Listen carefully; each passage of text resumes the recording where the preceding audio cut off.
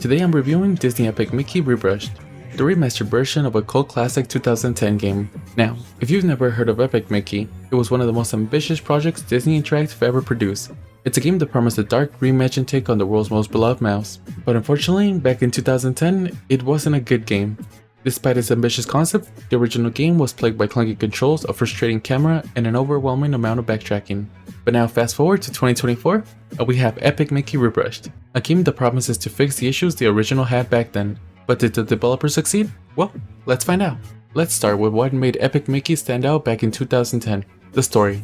This game plunges Mickey Mouse, the symbol of innocence and joy, into a wasteland, a dark decaying version of Disney's Magic Kingdom, where forgotten Disney characters live in obscurity. And the narrative revolves around Mickey's guilt after unintentionally destroying the world, a kingdom originally ruled by Oswald the Lucky Rabbit, a character who in real life was Disney's first creation before losing the rights to him. This twist makes Oswald a tragic anti-hero, living in the shadows of Mickey's success, and sets the emotional tone of the game. The dark, almost melancholic tone is something that sets Epic's Mickey apart from other Disney properties, and Mickey is not simply the hero here, he's actually the cause of the problem. And this moral complexity adds depth to the character that we rarely see in mainstream Disney narratives. And the central theme of Epic Journey is about being forgotten, which is especially poignant when you realize that the wasteland is inhabited by characters Disney abandoned over time. And even in this new remaster, the story feels fresh. The rivalry between Mickey and Oswald is beautifully realized, and Rebrushed does a great job of maintaining the emotional weight of the storyline. While the narrative might not be changed, the improvements in the remastered cutscenes and cleaner visuals certainly give the storytelling a much needed facelift.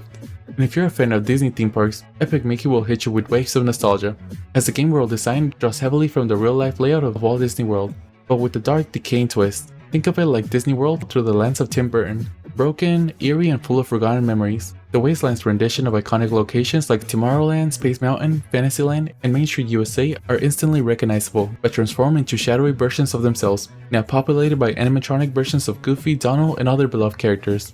And in Rebrushed, these locations shine brighter than ever, with modern lighting and color palettes that make exploring them a real visual treat.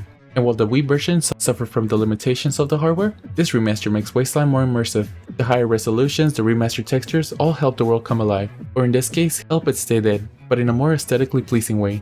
The dark, twisted take on Disney's iconic land is as compelling as ever, but now it's even easier to get lost in the decaying charm of the Wasteland. But let's dive into what's really important of this remaster, the gameplay. One of the key mechanics in Epic Mickey is the use of a magical paintbrush, which allows Mickey to paint or erase elements of the world. Paint can restore parts of Wasteland and bring color and life back to the environment, while thinner allows Mickey to erase objects, enemies, or even parts of the landscape, and this gives you the player the option to either approach the game heroically by restoring the world or mischievously by erasing it. In theory, this paint and thinner mechanic is brilliant. It ties directly into the game's morality system, where your choices as Mickey, whether to create or destroy, affect how characters interact with you and the overall outcome of the game. However, in practice, it never fully evolves beyond its initial promise. The puzzles involving paint and thinner can feel repetitive after a while, and the morality system, while interesting, doesn't dramatically change the game's progression outside of different dialogue options and multiple endings. In Rebrushed, dual-stick camera controls makes maneuvering through the environment and aiming the paintbrush far more intuitive, as gone are some of the frustration motion controls of the original Wii version. Mickey now moves more fluidity, with added mechanics like sprinting and dashing, which help in platforming sections. However, despite these improvements, the gameplay loop can feel outdated, and combat, which either involves erasing enemies or converting them into allies with paint, is still serviceable at best, but it never becomes the central highlight of the game. And where this game falters the most though is in the level design's reliance on backtracking. The lack of fast travel between areas remains one of the game's biggest flaws. Epic Mickey has its fair share of optional content, but here's where things get a little rough, as side quests often feel like busy work, requiring you to backtrack through previously visited areas to fetch items and fulfill character requests. And the tedium of this is compounded by the fact that many of the side quests don't feel particularly rewarding. And sure, they add depth to the world and give you more insight into forgotten characters living in the wasteland, but the sheer amount of backtracking involved in these tasks can make them feel more like a chore than a fun diversion.